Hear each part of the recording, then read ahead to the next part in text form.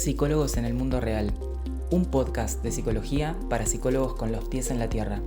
Si recién te recibiste de la carrera de psicología y no sabes por dónde empezar, tenés muchos miedos y dudas sobre cómo es la práctica y cómo vas a desarrollarte como psicólogo, este podcast es para vos. Soy el licenciado Nicolás Piragine y te invito a descubrir una forma práctica y concreta de pensar a la psicología. Para no perderte ninguna novedad y recibir nuestro contenido exclusivo, te invito a suscribirte al newsletter. Si no sabes por dónde empezar a estudiar psicología científica y basada en evidencia, te recuerdo que tenemos un ebook gratuito y súper completo que te ayudará a empezar en forma eficaz y ordenada. Encontrarás los links a estos recursos en el episodio. Sin más preámbulos, comenzamos el episodio de hoy. Bienvenidos al episodio número 26 de Psicólogos en el Mundo Real. Hoy vamos a estar hablando de preocupaciones excesivas y del llamado trastorno de ansiedad generalizada, que es básicamente la etiqueta que usa el DSM para destacar un conjunto de signos y síntomas que tienen que ver como principal fenómeno a la preocupación, a lo que se llama preocupación excesiva. Antes de arrancar, te cuento que en el newsletter de hoy enviamos un recurso clínico descargable especialmente diseñado para la comunidad de suscriptores para que puedas utilizarlo como herramienta clínica para evaluar y para medir las preocupaciones. No te voy a contar de qué se trata porque es una sorpresa. Anda a revisarlo en el newsletter y vas a encontrarte con ese cuestionario de evaluación que te va a servir como herramienta clínica. Bueno, ahora sí, comenzamos. El tema de las preocupaciones y de las preocupaciones excesivas y la pregunta por la ansiedad generalizada cada tanto resurge. Es una cuestión que hemos tratado el año pasado en alguna oportunidad, que cada tanto me preguntan y que muchas veces surge como el tema de cómo abordarlo, ¿no? de cómo tratarlo. Y se me ocurrió que podía ser una buena oportunidad para abordarlo en el podcast de una forma más como didáctica, comentándolo y explicando acá en un episodio las primeras partes del tratamiento y de los módulos del tratamiento de las preocupaciones excesivas. Primero vamos a hablar un poco, les voy a contar un poco sobre mi idea sobre el trastorno de ansiedad generalizada y sobre las preocupaciones excesivas. Yo siempre soy muy crítico de las etiquetas diagnósticas, ya los que me escuchan lo saben, no porque no haya que usarlas, cuidado, no por eso, sino por la imprecisión que representan a la hora de evaluar un problema, porque nos dejan frente a una generalidad de un fenómeno, como que bueno, tiene preocupaciones excesivas en muchos ámbitos de su vida, pero nadie sabe bien respecto de ese paciente en particular qué es lo que le pasa. En ese sentido es lógico que suceda eso porque la etiqueta diagnóstica no tiene la característica de ser una conceptualización del caso y de ir a la singularidad de cada caso, entonces no se le debería requerir eso. Pero lo cierto es que muchas veces nos quedamos en la etiqueta diagnóstica y en el concepto de preocupación excesiva como si fuera algo súper técnico, súper claro de qué estamos hablando, y está bueno siempre volver al análisis funcional, a la conceptualización del caso de mi paciente para entender exactamente qué es lo que le pasa. Y está bueno también remarcar o tomar en consideración que el concepto de preocupación excesiva es muy poco técnico, es muy poco preciso. ¿Cuándo sabemos que alguien se está preocupando excesivamente y cuándo no? De hecho, una de las cosas que me decían en el posgrado, cuando hice el posgrado de terapia cognitivo-conductual, es que todos nos preocupamos de la misma manera que se puede preocupar un paciente con ansiedad generalizada. Todos tenemos este tipo de preocupaciones. Lo que diferencia al paciente es que no las puedes controlar, es que son excesivas, eh, es que duran más tiempo que las preocupaciones normales. Pero bueno, son definiciones bastante imprecisas y fuera de contexto. Muchas veces conviene contextualizar el fenómeno que le está ocurriendo al paciente en el momento que le está ocurriendo mediante el análisis funcional. Y bueno, a veces cuando hacemos eso nos damos cuenta que no necesitamos tanto la etiqueta diagnóstica y que la etiqueta diagnóstica la necesitábamos cuando no teníamos el análisis funcional. Para que se den una idea, les voy a contar directamente el TAG, el trastorno de ansiedad generalizada según el DSM, y después nos adentramos en el tratamiento. El DSM-5 tiene una serie de criterios diagnósticos para considerar que una persona tiene TAG o está dentro de los criterios de la ansiedad generalizada. El criterio A dice ansiedad y preocupación excesiva, anticipación aprensiva que se produce durante más días de lo que ha estado ausente durante un mínimo de 6 meses, en relación con diversos sucesos y actividades, como la actividad laboral, escolar. El otro criterio es al individuo le resulta difícil controlar la preocupación.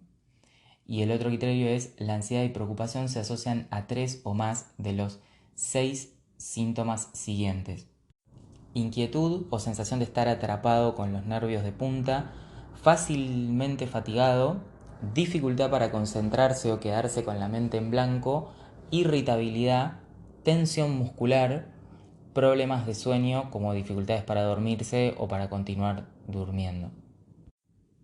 El otro criterio, el D, es la ansiedad, la preocupación o los síntomas físicos causan malestar clínicamente significativo. Esto es algo que está en todos los diagnósticos del DSM. O sea, el problema manifestado causa malestar. Eso es lo principal que hace a un problema psicológico en realidad. La alteración no se puede atribuir a efectos fisiológicos de una sustancia, o sea, no tiene que ver con una droga o un medicamento ni con una afección médica. Y la alteración esta o los fenómenos que estamos viendo de preocupación excesiva, de tensión, de no poder descansar, de no poder controlar la preocupación, de que está afectada en diversas áreas, etc. Eh, toda esa todos esos fenómenos, todas esas manifestaciones no se explican mejor por otro trastorno mental, ¿no? Pero fíjense que solo con el criterio A ya tenemos una poca precisión técnica, ¿no? Cuando muchas veces se dice el DSM es un manual que describe, es descriptivo, es ateórico, es muy preciso en su descripción. Y sí, más o menos preciso, porque cuando decimos ansiedad y preocupación excesiva, la palabra excesiva no es precisa. No sabemos cuánto es mucho o poco.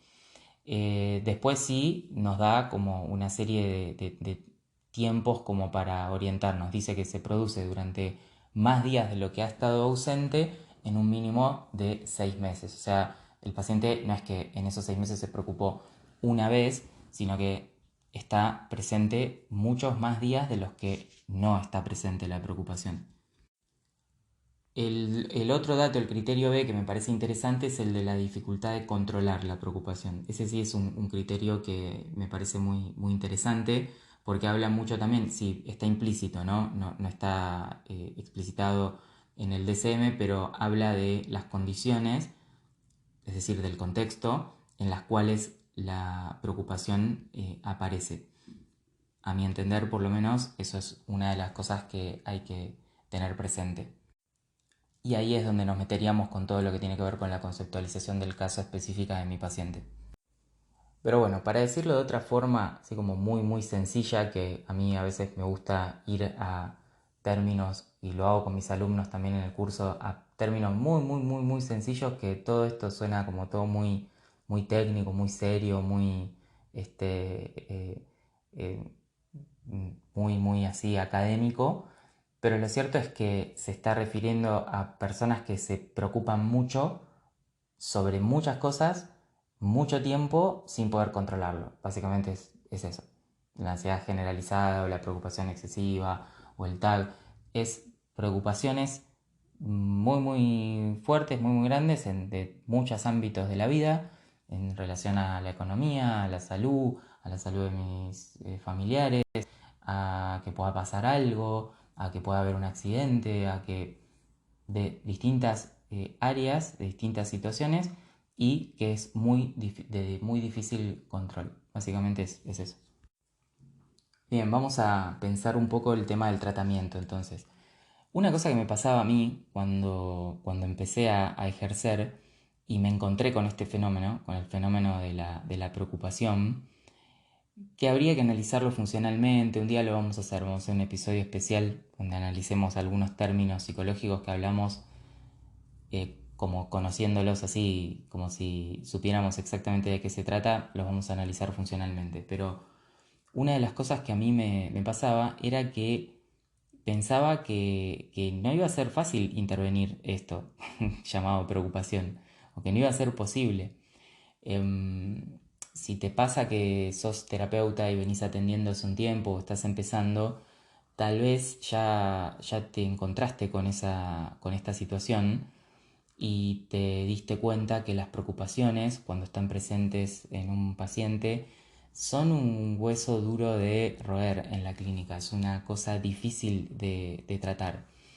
Eh, ¿Por qué? Porque muchas veces el terapeuta intenta una intervención puramente cognitiva, puramente como racional sobre la preocupación, dando con el método más como al estilo reestructuración cognitiva, ¿no? Explicando, bueno, por qué tal vez una situación no sería peligrosa, o por qué no hace falta preocuparse por esto, no le va a decir así, pero va a ir planteando información, datos, que van cuestionando las preocupaciones y eso no sirve y uno se encuentra como con una pared y dice, esto me parece que no lo voy a poder resolver fácilmente o esta no es la manera, ¿no?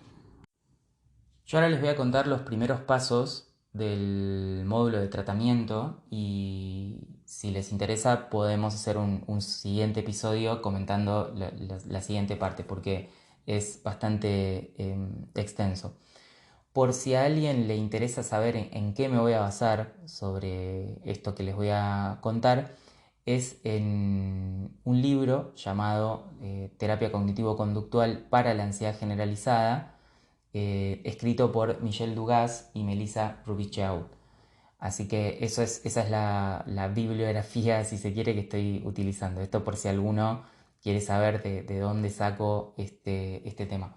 Creo que Dugas, junto con Borkovec también, y hay varios, ¿no? Wells, pero este libro en particular se los recomiendo. Está en inglés, pero seguramente puedan encontrarlo eh, por ahí en internet, pero está en inglés. Pero es un libro súper recomendado sobre el tema de la ansiedad generalizada.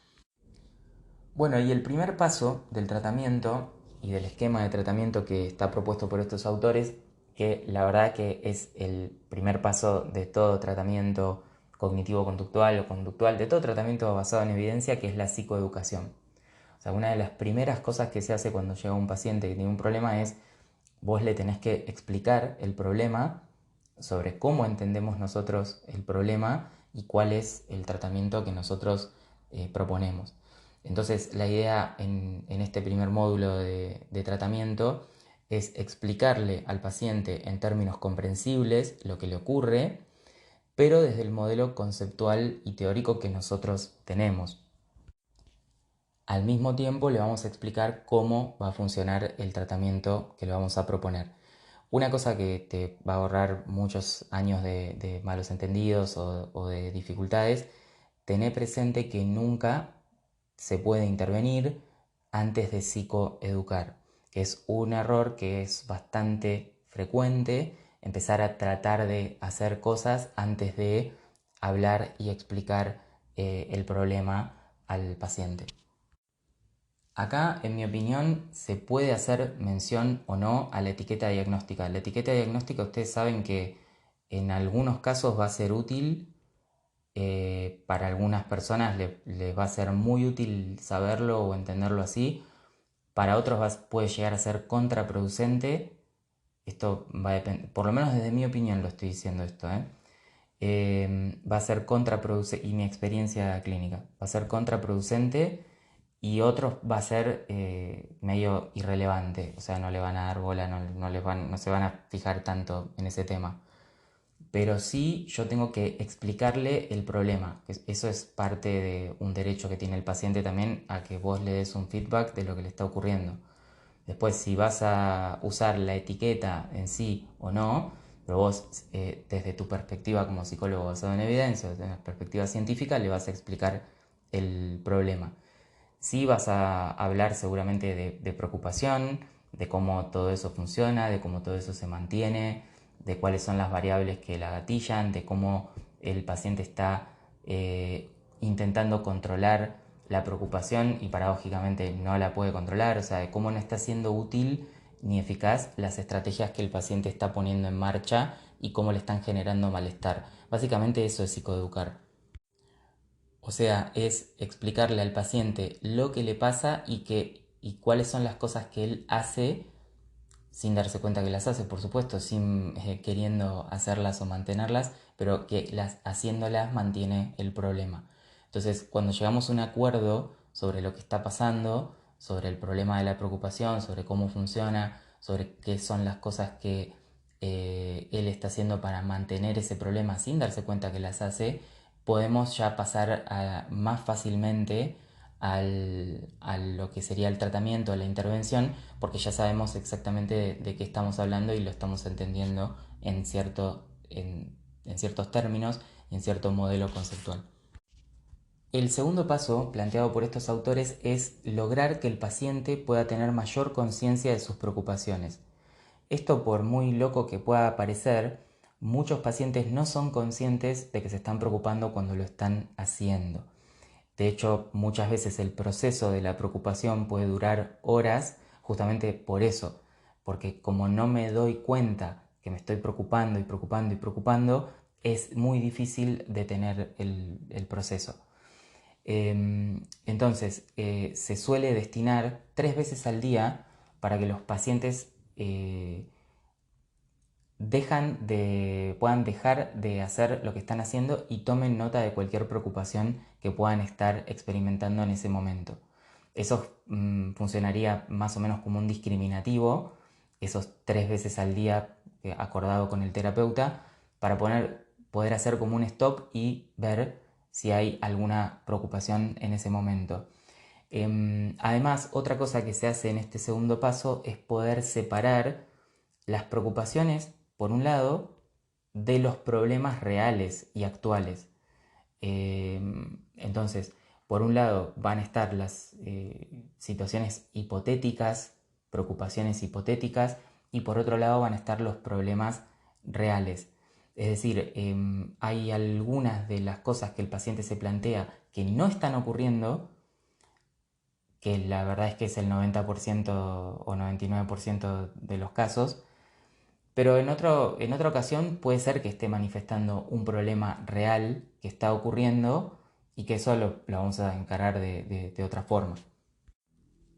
Pero es muy importante esta separación entre problema real y situación hipotética, porque obviamente se retroalimentan, interaccionan. Por ejemplo, un dolor real, un determinado dolor real, en el cuerpo, en la espalda, en la panza, en algún lugar, puede generar el miedo o un conjunto de preocupaciones acerca de que, por ejemplo, eso signifique una determinada enfermedad, o que pueda estar enfermo, o que pueda tener cáncer, por ejemplo.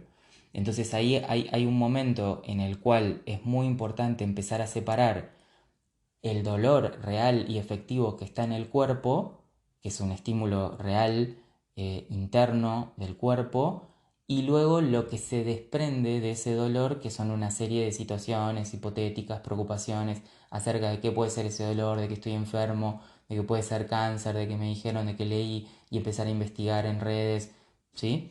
Entonces es esa separación entre el problema real, entre un hecho real y actual y la situación hipotética que el paciente empieza a generar a partir de eso, es súper, súper importante. El tercer paso, y con el que vamos a cerrar este episodio del podcast, después si les gustó este tema podemos retomar un segundo episodio con el resto de los pasos. Les voy a dejar ahí una encuesta para que me cuenten si quieren que continuemos. Es porque si no va a quedar súper extenso el episodio del podcast, es proponerle al paciente que pueda reevaluar la utilidad que tiene preocuparse. Esto puede parecer simple, puede parecer algo, bueno, eso es un paso del tratamiento, parece re simple, pero no deja de producir una gran transformación. Y muchos pacientes se sorprenden al cambiar la perspectiva que tenían sobre sus preocupaciones. ¿Por qué? Se ha evidenciado con muchas investigaciones, esto lo menciona Dugas, lo mencionan muchos autores, que muchas personas, muchos pacientes piensan que el hecho de preocuparse puede ser útil para solucionar y prevenir problemas. Y la verdad es que eso comúnmente no tiene nada de real. O sea, el hecho de que yo me esté preocupando muchísimo por cómo me va a ir en un examen, si me va a ir bien, si me va a ir mal, si esto, si lo otro, si me voy a recibir, si no voy a recibir, evidentemente no es un entrenamiento, no es una formación y preparación para dicho examen. Y el hecho de que yo me haya preocupado muchísimo antes sobre ese examen no va a hacer que cuando llegue al examen vaya a estar mejor preparado. Simplemente voy a haber sentido muchísimo malestar antes del examen por preocuparme, pero no es que me está siendo útil para los fines de rendir mejor el examen, que es mi preocupación. Entonces, este punto de comprender que preocuparse sobre algo no es solucionar un problema, no es prevenirlo, es súper importante porque, ¿qué pasa? Genera un impacto tremendo en el hecho de preocuparse. O sea, si yo estoy, aunque no lo esté pudiendo controlar del todo todavía el fenómeno, pero si yo ya empiezo a entender que en el primer paso qué es la preocupación, mi terapeuta me está explicando cómo funciona todo esto, es la parte de psicoeducación. Luego empiezo a poder discernir, tener mayor conciencia de las preocupaciones, porque me voy dando cuenta momento a momento en el día cuando me preocupo, voy pudiendo separar los problemas que son reales de las situaciones hipotéticas, de las cosas que yo creo como preocupación a raíz de esos hechos reales. Y como por último me doy cuenta de que todo eso que voy creando como situación hipotética y como preocupación no me es útil para los fines que yo quisiera que me sea útil, que es para solucionar los problemas o prevenir los problemas que me dice la preocupación, y la verdad es que estoy mucho menos motivado a preocuparme y a emitir esa conducta de preocupación, porque si me doy cuenta con claridad que es totalmente inútil para protegerme, para beneficiarme, para prepararme, para solucionar un problema, entonces ¿para qué lo voy a hacer? Entonces, lo que se trata con este tercer paso, hay varias formas de hacerlo, pero uno lo puede explicar así, y también hay algunos formularios, algunos truquitos técnicos para evaluar la utilidad de la preocupación, pero cuando yo me doy cuenta que no tiene una utilidad, hay muchas probabilidades de que cuando el paciente, ya teniendo mayor conciencia sobre el fenómeno, pueda dejar de hacerlo o cambiar, que básicamente es emitir otras conductas en vez de la de preocupación. Entonces, el hecho de reevaluar la utilidad que tiene la preocupación, notando que no tiene mucha preocupación, más que no tiene mucha utilidad, perdón, más que generar malestar, es uno de los pasos del tratamiento y suele tener un efecto terapéutico bastante poderoso. De hecho, muchos de los pacientes vienen y te dicen, la verdad que nunca lo había pensado de esa manera, ahora que me decís, pero tenés razón, es cierto que el hecho de que yo me esté preocupando mucho por el examen no me va a hacer que rinda mejor el examen y así. Entonces se empieza a generar un cambio muy poderoso y muy positivo sobre este fenómeno de la preocupación que está perturbando al paciente. Bien, llegamos al final del episodio. Te dejo una encuesta al final para que me cuentes si querés que siga hablando del tratamiento y del abordaje de las preocupaciones y que hagamos una segunda parte con las siguientes etapas del tratamiento. Y acordate, no te pierdas el recurso clínico descargable que compartimos hoy en el newsletter, que es justamente un cuestionario de preocupaciones que complementa lo que venimos trabajando acá, que lo pude adjuntar ahí en un documento de Google Especialmente para ustedes lo hice esta semana para que lo puedan editar y utilizar con sus pacientes. Espero que te haya gustado el episodio de hoy. Nos estamos escuchando la próxima semana. Chau, chau.